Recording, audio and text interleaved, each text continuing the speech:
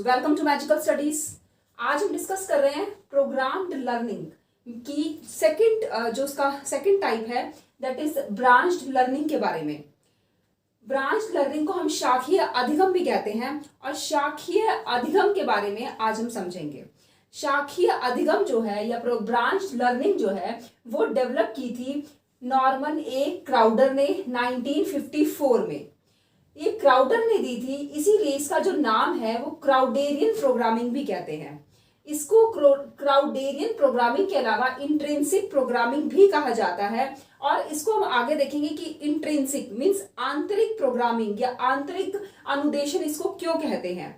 सबसे पहले हम बात करते हैं special characteristics of branched programming की जो स्पेशल कुछ विशेषताएं हैं इस प्रोग्रामिंग की। हमने पहले लीनियर प्रोग्रामिंग की बात की थी, जिसमें एक लीनियरली मीन्स एक रेखा में चलता हुआ जब उसके जो पद होते हैं वो एक रेखा में चलते हुए उसी सीरियल वाइज अपना अधिगम करता है, और ये बाह्य अधिगम कहते हैं। इसको हम बाह्य अधिगम भी कहते हैं क्योंकि जो सारा कंट्रोल होता है वो सारा का सारा प्रोग्रामर के हाथ में होता है। बट यहाँ हमने इंट्रिंसिक प्रोग्रामिंग की बात की है। अब आगे देखते हैं कि special characteristics of branch programming क्या क्या हैं। सबसे पहले है effective method to present the content, कि जो हम जब कंटेंट को प्रेजेंट करते हैं तो वो बहुत ही ये इफेक्टिव मेथड है किसी भी कंटेंट को प्रेजेंट करने का। The frames are comparatively big in this program. जो फ्रेम्स होते हैं वहां जब हमने लीनियर प्रोग्रामिंग की बात की थी तब हमने ये बात की थी कि लीनियर प्रोग्रामिंग में बहुत ही छोटी छोटी चीजें समझाई जाती हैं कि संज्ञा किसे कहते हैं। किसी भी वस्तु, व्यक्ति या स्थान के नाम को हम संज्ञा कहते हैं। तब हमने वहां बात की थी कि संज्ञा की मतलब एक छोटी सी डेफिनेशन दी और उसी को हमने पूछ लिया कि संज्ञा किसे कहते हैं। इस टाइप की जो एक छोटी छोटी फ्रेमिंग जब की जाती है तो वो लीनियर प्रोग्रामिंग में हम कर रहे थे।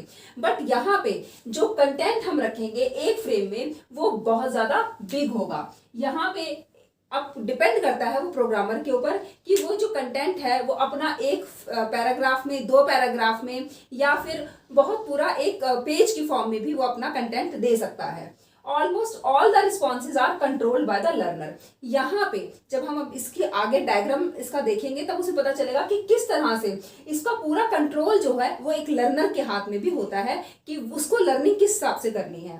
And the immediate feedback means immediate पृष्ठ पोषण जो है, जितना भी उसने आंसर किया उसको उसी टाइम उसका आंसर पता चल जाता है कि ये हाँ मेरी क्या गलती थी, और उसको प्रॉम्प्ट भी हम दिया जाता है और उसी हिसाब से उसका जो अधिगम होता है वो कॉन्टिन्यूसली चलता रहता है और उसका जो इंटरेस्ट होता है वो कॉन्टिन्यूसली इस ब्रांच प्रोग्रामिंग में बना रहता है।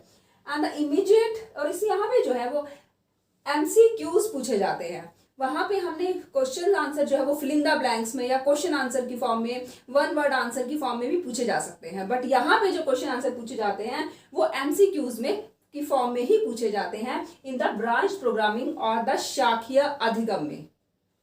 स्पेशल कैरेक्टरिस्टिक्स के बाद अब हम बात करते हैं diagrammatic representation of branch programming means शाखीय अधिगम को किस तरह से रिप्रेजेंट कर सकते हैं। अब इसको हम समझने की कोशिश करते हैं। देखो, सबसे पहले जब एक लर्नर है, एक अधिगम करता जो है वो मेन पाथ से होके गुजरता है, तो यहाँ पे जो मेन पाथ ही देखो लीनियर मेन पाथ यहाँ पे शो है, बट ये प्रोग्रामिंग जो है मेन फोकस करती है डायग्नोसिस पर। यहाँ पे डायग्नोस करना और उसका रेमेडी भी करना, साथ साथ उसको प्रॉम्प्ट्स देना, उसको समझाना, यहाँ पे इस चीज को ज्यादा फोकस किया जाता है।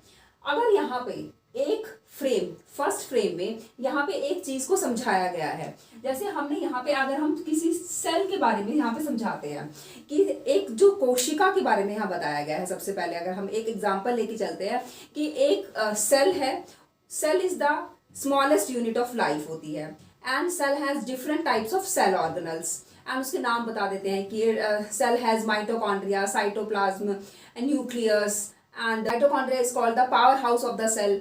इस तरह की हमने काफी सारी उसको एक नॉलेज उसको दी है फर्स्ट फ्रेम में।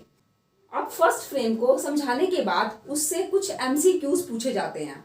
अगर वो MCQs का सही आंसर दे देता है तो वो लर्नर जो है वो सेकंड पाथ पे मूव कर सकता है। बट अगर उसके आंसर्स गलत हैं तो उसको फिर रेमेडी दी जाएगी। उपचारात्मक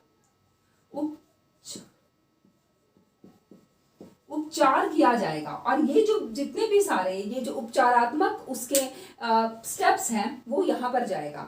जिस हिसाब से उसका आंसर होगा उसी हिसाब से उसे वहां उस पेज पे भेजा जाएगा। जो मेन पेज होता है उसको होम पेज बोला जाता है, और जो रॉन्ग पेज मतलब अगर वो किसी क्वेश्चन का गलत आंसर दिया है तो उस पे आप कौन से पेज पे उसे जाना है उसको हम रॉन्ग पेज बोलते हैं। रॉन्ग पेज पे उसको अंडरस्टैंडिंग के लिए कुछ हिंट्स दी होती हैं, कंटेंट को समझाने की कोशिश की होती है कि उसका ये आंसर नहीं होना चाहिए, इसका आंसर ये होना चाहिए, क्योंकि उसका रीजन भी लिखा होता है साथ पे। तो अगर उसका आंसर गलत है तो वो ए पे जा सकता है रॉन्ग पेज, बी पे भी जा सकता है, और जो भी जिस हिसाब से भी प्रोग्रामर ने वो प्रोग्रामिंग सेट की होगी उस हिसाब से वो जा सकता है। तो इसमें जो है वो अब लर्नर जो है वो स्ट्रेट भी जा सकता है, मतलब चीफ पाथ को भी फॉलो कर सकता है अगर उसकी अंडरस्टैंडिंग अच्छी है। जैसे आपने जब भी कोई भी कंटेंट आप पढ़ते हैं तो उसमें अंडरस्टैंडिंग के साथ साथ रिटेंशन होना भी जरूरी है। अगर कोई चीज उसके माइंड में रिटेन हो पा रही है और उसका आंसर वो कर रहा है, ठीक आंसर वो कर रहा है, तो इसका मतलब उसको वो आगे पाथ को फॉलो कर सकता है। बट अगर उसकी रिटेंशन पावर कम है तो वो दोबारा होम पेज पे जाकर उस कंटेंट को दोबारा समझ के फिर दोबारा आंसर कर सकता है। तो इस तरह से यहाँ पे एक फैसिलिटी दी होती है, इसीलिए इस प्रोग्रामिंग को बोला जाता है इंट्रिंसिक। मीन्स सारी की सारी प्रोग्रामिंग एक लर्नर के हाथ में है कि मुझे अगर यहाँ समझना चाहना है तो मैं यहाँ जा सकता हूँ, मुझे इस नेक्स्ट स्टेप में समझना है तो मैं नेक्स्ट स्टेप में समझ सकता हूँ, अगर मुझे सारा समझ आ गया है तो मैं एक चीफ पाथ भी फॉलो कर सकता हूँ। इस हिसाब से यहाँ पर जो डायग्नोस को ज्यादा इंपॉर्टेंस दी जाती है कि जो भी इसके अंदर समझ में जहां कमी रह गई है उसको डायग्नोस करके उसका उपचार कर देना, उसको रेमेडी कर देना। ब्रांच्ड लर्निंग में कौन कौन से स्टेप्स इन्वॉल्व होते हैं? जब प्रोग्रामर एक प्रोग्रामिंग सेट करता है तो कौन कौन से स्टेप्स के थ्रू उसको गुजरना पड़ता है, तो अब वो डिस्कस कर लेते हैं। देखो, steps involve in the branch programming. जब ब्रांच प्रोग्रामिंग जब होती है तो जो फर्स्ट स्टेप है वो सिलेक्शन ऑफ अ टॉपिक, कि वो टॉपिक कौन से सिलेक्शन पढ़ाया जाए, वो टॉपिक जो है वो कौन सा होना चाहिए उसकी सिलेक्शन की जाती है। assumptions अबाउट द लर्नर, कि जब लर्नर के बारे में ये अज्यूम किया जाता है कि उसको कितना आता होगा, मीन्स उसका एंटरिंग बिहेवियर, और उसके बाद जब वो यहाँ से जब ये पूरा प्रोग्राम से जब वो बाहर निकलेगा उसके बाद उसको कितना आ जाएगा, उसको कितना समझ में आ जाएगा। जैसे अभी हमने बात करी थी कि अगर हम एक कोशिका, एक सेल के बारे में पढ़ा रहे होते हैं या उसके ऑर्गेनल्स के बारे में पढ़ा रहे हैं, तो जब वो यहाँ से इस प्रोग्राम से जब निकलेगा तो वो सारे सेल और उसके ऑर्गेनल्स के बारे में समझ चुका होगा। तो हमें कहाँ से स्टार्ट करना है और कितना उसको समझाना है, ये एक एजम्पशन हमारे दिमाग में होनी चाहिए। कंटेंट एनालिसिस, उसके बाद कंटेंट को एनालाइज किया जाता है कि हमें उसको किस तरह से स्मॉल स्टेप्स में उसको हम बांटें। तो इसलिए कंटेंट एनालिसिस किया जाता है कि उसके हिसाब से फ्लो चार्ट बन सके कि हमें इस कंटेंट को 5 पदों में बांटना है, 5 फ्रेम्स तैयार करने हैं, 6 करने हैं, या उसी हिसाब से उसको कंटेंट एनालिसिस किया जाता है। प्रिपेयरिंग फ्लो चार्ट, उसके बाद उसका फ्लो चार्ट, ताकि उसमें जो रेमेडी भी, अगर बच्चे को कहीं प्रॉब्लम आती है तो उस हिसाब से किस हिसाब से उसको रेमेडी दी जाएंगी, उपचार उसका कैसे किया जाएगा, ये भी देखा जाता है। राइटिंग द प्रोग्राम फ्रेम, उसके बाद वो सारा का सारा फ्रेम जो होता है वो लिखा जाता है, जहाँ पे एक कंटेंट भी लिखा होता है और उसकी जहाँ जहाँ रेमेडी उसको देनी होती है, जो प्रॉम्प्ट्स उसको देने होते हैं, वो पूरा प्रोग्राम लिख दिया जाता है। फिर ट्राई आउट्स किए जाते हैं, मीन्स परीक्षण किए जाते हैं कि अब ये हमारा प्रोग्राम पूरा बन चुका है, अब बच्चों के ऊपर ये ट्राई आउट्स किए जाते हैं। जैसे अब एक वैक्सीन, जैसे कोरोना वायरस की जैसे वैक्सीन लगाई जा रही है तो वहाँ पे ट्रायल्स लिए गए थे थोड़े लोगों पे, स्मॉल ग्रुप्स पे। यहाँ पे भी ऐसा ही होता है कि स्मॉल ग्रुप्स पे, लार्ज ग्रुप्स पे, फील्ड्स पे, मतलब बहुत ज़्यादा फील्ड ट्राई आउट्स भी होते हैं जहाँ पे बहुत ज़्यादा लोगों पर ये ट्राई आउट्स किए जाते हैं, बहुत ज़्यादा लोगों पे आजमाया जाता है कि ये जो हमने प्रोग्राम पूरा सेट किया है वो कितना कामयाब है। और उसके बाद उसमें थोड़े से परिमार्जन भी किए जाते हैं, मॉडिफिकेशन भी किए जाते हैं कि बच्चे कहाँ कहाँ अटके थे, उस हिसाब से उसके और क्या हिंट्स होनी चाहिए और कहाँ कहाँ वो चेंज कर सकते हैं, और या उस कोई प्रोग्राम या जो फ्रेम जो उन्होंने बनाया है उसमें कुछ और फ्रेम तो नहीं ऐड करना, किसी और कंटेंट को तो नहीं ऐड करना। वो सब उसमें होने के बाद उसके बाद एज्यूम्शन ऑफ द वैलिडेशन, उसके बाद ये मान लिया जाता है कि ये जो प्रोग्राम बनाया गया है अब ये वैलिड है, अभी बच्चों को पढ़ने के लिए दिया जा सकता है। And preparation of the manual for the program, और उसके बाद फिर पूरा का पूरा प्रोग्राम दोबारा से बनाया जाता है, मैनुअली ये बनाया जाएगा और वो प्रोग्राम जो है वो रेडी हो जाएगा। तो ये हमारे सारे के सारे जो स्टेप्स थे ब्रांच प्रोग्रामिंग बनाते वक्त इन्वॉल्व होते हैं। अब हम बात कर लेते हैं कि ब्रांच प्रोग्रामिंग मीन्स शाखीय अधिगम की क्या क्या कमियां हैं। इसकी जो मेन कमी है वो हम ये कह सकते हैं कि useful for the higher classes, ये सिर्फ हायर क्लासेस के लिए ही सूटेबल है, उन्हीं के लिए यूज की जा सकती है। जो स्मॉल क्लासेस के जो स्टूडेंट्स होते हैं वो इतनी कॉम्प्लिकेशंस या इतने कॉम्प्लिकेटेड तरीके से पढ़ना पसंद नहीं करते या उनको समझ नहीं आता। बहुत छोटे बच्चे जब होते हैं तो उनको ये चीजें समझ नहीं आ सकती।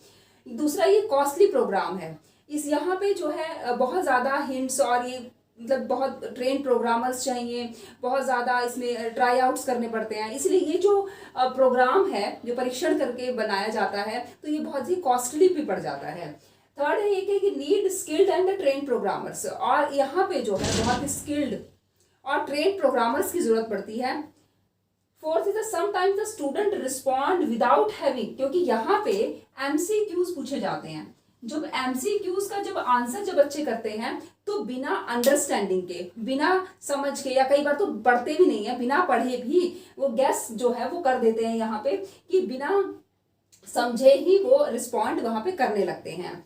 And the fifth should be amended periodically, इस तरह के जो प्रोग्राम्स बनाए जाते हैं वो पीरियोडिकली या एनुअली जो है वो अमेंड होने चाहिए, वो चेंज हो जाने चाहिए, मतलब जो भी उनमें कमियां हैं वो दोबारा उसके अंदर अमेंड होनी चाहिए, सुधार उनके अंदर होना चाहिए। तो ये इसकी लिमिटेशंस थी। तो आज हमने बात की कि प्रोग्राम लर्निंग का जो सेकंड टाइप है ब्रांच प्रोग्रामिंग, जो कि क्राउडर ने दी थी, इसी वजह से इसको क्राउडेरियन प्रोग्रामिंग या इंट्रिंसिक प्रोग्रामिंग भी बोला जाता है। ये एक प्रोग्रामर के हाथ में होने के साथ साथ एक लर्नर के साथ, मीन्स इसका जो पूरा कंट्रोल होता है वो लर्नर के हाथ में भी होता है। और जितने भी प्रतिभाशाली बच्चे या जीनियस बच्चे जो होते हैं वो इस टाइप की प्रोग्रामिंग को जल्दी कंप्लीट कर लेते हैं। जैसे उसमें 5 अगर उसमें पद हैं तो मतलब बहुत ही फास्ट तरीके से, बहुत ही क्विक जो है वो 5th तक पहुंच के बहुत जल्दी उसको कवर करके ख़त्म कर देते हैं, as compare to the weak students. जो वीक स्टूडेंट्स होते हैं वो बहुत ही धीरे धीरे इसको कवर करते हैं। तो अब आज हमने इसकी बात की प्रोग्राम लर्निंग के बारे में। प्रोग्राम लर्निंग क्या होती है, उसके क्या स्टेप्स इन्वॉल्व हैं, उसकी लिमिटेशंस क्या क्या हैं। तो आप मेरे साथ ऐसे ही जुड़े रहिए, वीडियो को लाइक शेयर सब्सक्राइब करती रहिए। धन्यवाद।